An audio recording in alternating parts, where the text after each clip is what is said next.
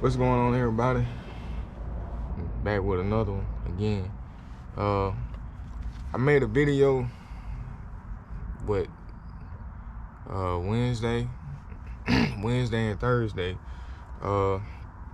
It was actually a video about me installing a boost gauge in the truck, but for some reason I couldn't get all the clips on to the laptop. I don't know what was going on. I got frustrated and just said fuck it, deleted everything. So I'm trying it again. Hopefully it works this time. So if y'all see this video, then of course it worked. So yeah, I bought a boost gauge. I think it was a Glow Shift. I think that's the brand, Glow Shift boost gauge. As a matter of fact, I got the box.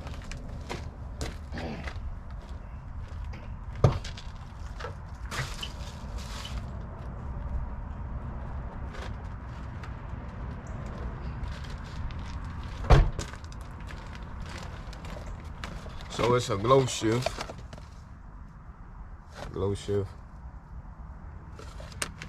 It's a Glow Shift boost gauge. Came with the mounting hardware and some line, but I went and got my own line. I got like 100 feet because the line that came with it wasn't long enough. And I got this from the local shop around here. I think I paid like $33 for it. No, yeah, I got this from Fleet Pride. I paid $33 for this 100 feet of 1/8 of an inch line. So let me walk you guys through everything. So to begin with, this is the fittings that came with it, and you have 2 blank spots that you can put some, air fittings or whatever on it. So you got this one, and you got another one in the back, right behind those lines right there. I did this one because it was easier and, just easier to get to. Besides removing the air filter box, you just move that out the way and you can get right to it. I think it's a T45 or a T40 or either a T35. It's one of those 3. Mine was kind of, gave me a little trouble coming off, but I got it off. I also used some quick sealant, what's it called? Some seal quick sealant or something like that I used on it. I put that on it, and I also put that air tape around it. And you put it in. When you take the factory one off, it's gonna come with a little seal around it. What I did was I just took that little seal and I put it on those fittings. I had to get this fitting, this part of the fitting right here. That part of the fitting, I got it from Home Depot. I think it's a 3/8 inch fitting. It goes directly down in it. So you want to get a 3/8 inch fitting, and you want to get a 1/4 inch to a 3/8 inch. That's what you want. That bottom fitting right there, you want the top side, the inside diameter to be a 1/4 inch, and the outside that drops down into the intake, you want it to be a 3/8. So with that being said, I just ran a line. If you guys can see the line running right there, I just ran a line. I made a little hole. I made a little hole right beside this control, well, not control on, but the steering column on steering wheel. I can't think of the name of this damn thing, but I made a hole right beside it in the black spot. If you guys notice the black piece on the firewall, I made a hole through that, big enough for the line to go through. I didn't have any rubber gaskets, so I just put some tape around it. on the part that goes through the firewall, it do pretty good. So yeah, so I put that in, and this engine is ISX 15. If you have an X15, it's the same way. If you have a Max Force, I'm not sure, but I'm not sure because I haven't done anything on the Max Force. But as long as you guys have a fitting like this on your intake manifold, it should be able to come off where you can, you know, install your boost gauge for the Max Force. But like I said, this ISX15 and the X15 have the same type of intake manifold design. So the X15s, you guys that run an X15s, you're gonna have that same fitting spot right here, and I think you should have one on the back like I got on mine too.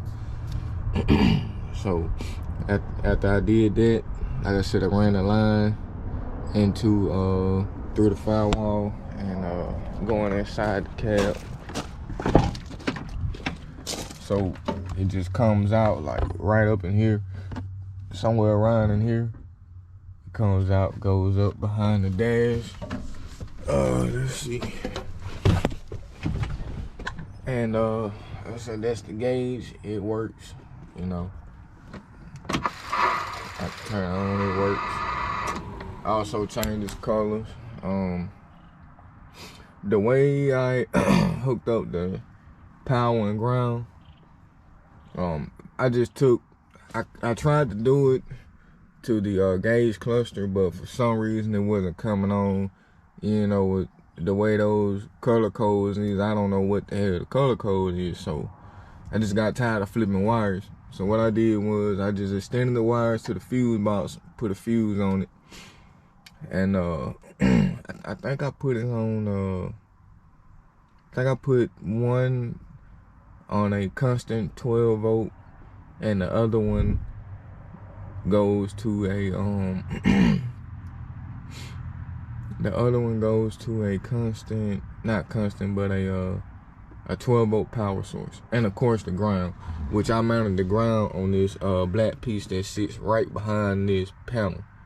I just mounted the ground to that instead of running it somewhere crazy. I mean, it's metal right behind it, so you just mount the ground to that. And like I said, the power and the constant 12 volt, I just ran it to the fuse box and the illumination wire. Now the blue wire that comes, if you have this gauge in your truck, even if you don't have it, it still should have the hookup to this gauge. So it's a blue wire that hooks up to this gauge. That is the illumination wire for the gauge. So you just take the illumination wire off of the boost gauge and tap it into that one, real nice and clean, and that'll give you your power with your cup. So looking at your fuse panel box, so what you want to do is find where it says like your constant 12 volt source is always going to be something that's running directly off of the battery, right? So what I did, I just put it on the first two, F2D and F2C. Let's see, F2D, it's the ignition switch for the secondary gauge cluster. So once I turn the key, it comes on. Alright, F2C is auxiliary power source. That's a 12 volt constant. It's power at all times. It's a 12 volt constant. So I just took mine and tapped it in on F2D and F2C, which gives me my 12 volt constant and my power to my secondary gauges also. So that's pretty much how you want to wire it up just to get your power. I mean, if you want to take it to the batteries, that's fine. That's on you. That's a lot of wiring. But now, one thing I did have to do on this one, I had to trim the hole just a little bit wider. Like this piece comes out, but it's not wide enough for this to drop in.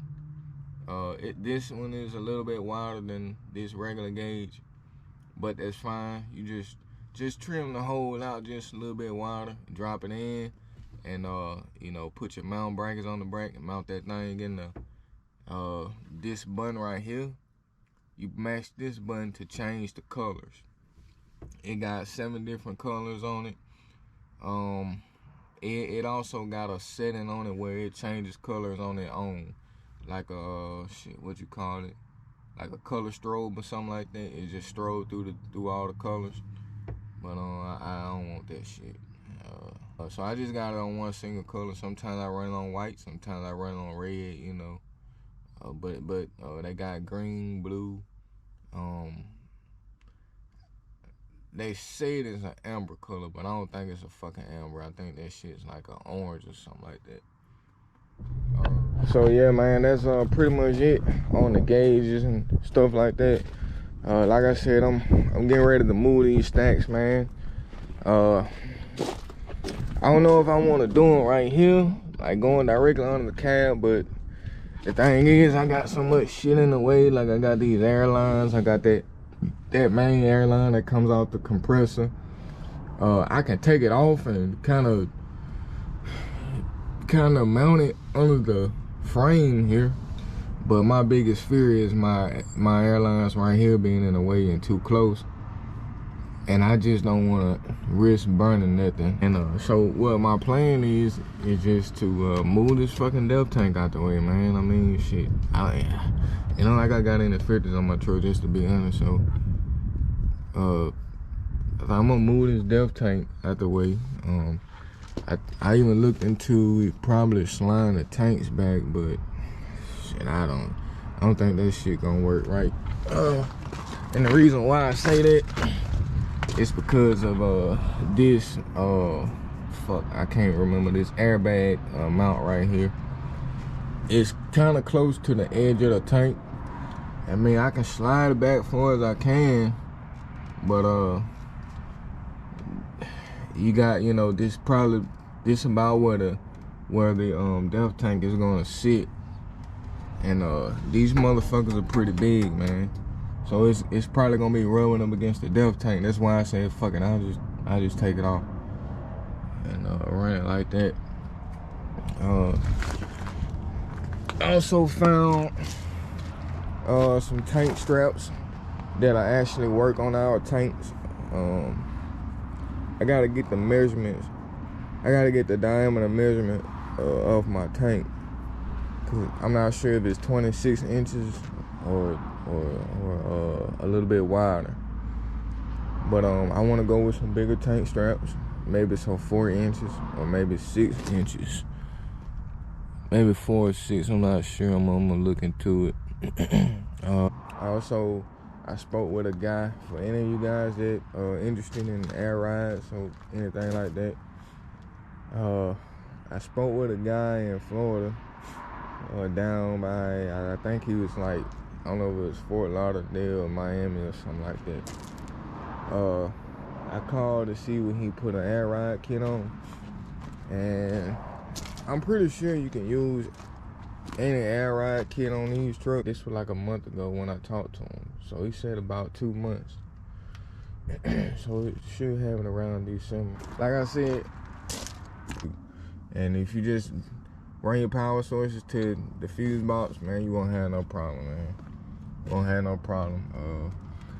Actually running the line through the firewall and all that shit was actually easy. You don't just want to slap it on anything, you know. You don't want to you know, pay attention to what you're using for your power sources.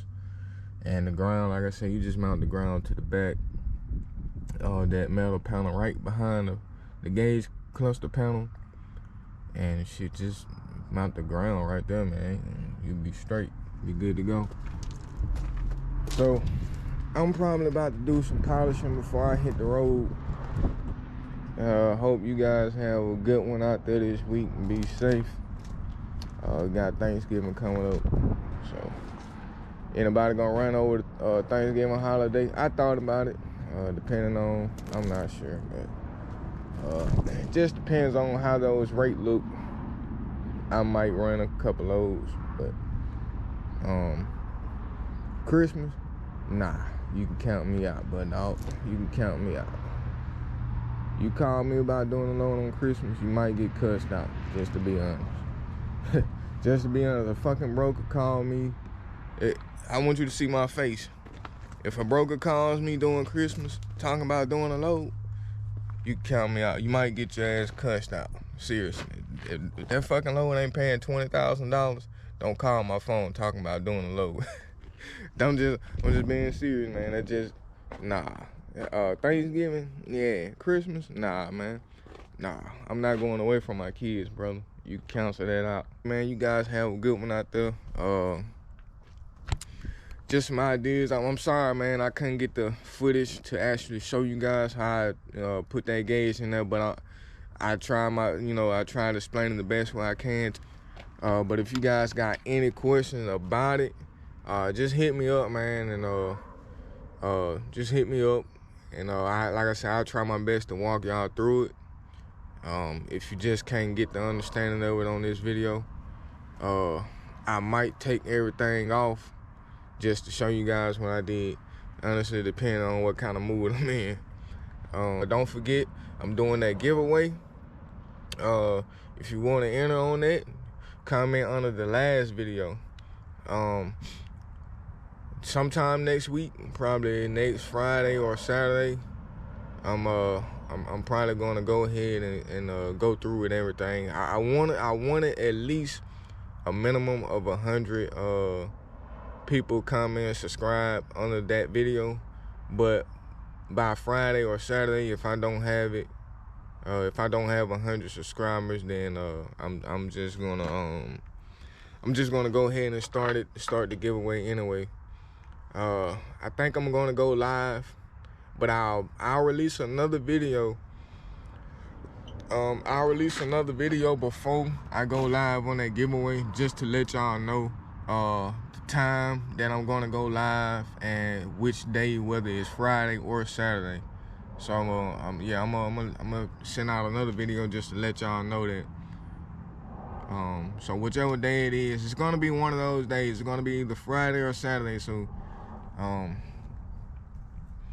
make sure y'all be aware of that. But I'm gonna remind you guys anyway. So like this video, subscribe if you haven't. If you got any question about anything about this video, comment below, man. Y'all already know.